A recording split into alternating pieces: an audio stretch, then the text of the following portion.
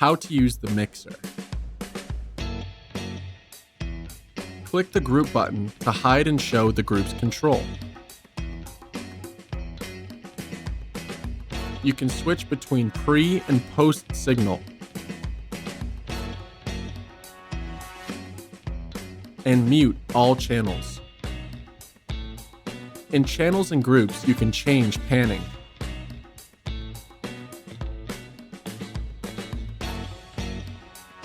You can change names in icons channels or group by clicking on them.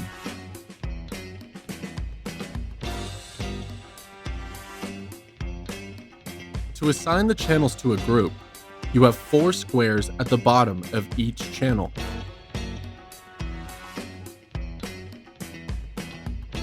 You can also link stereo channels.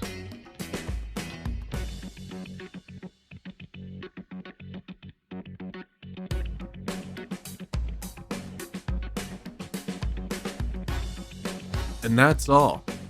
Contact us if you have any questions.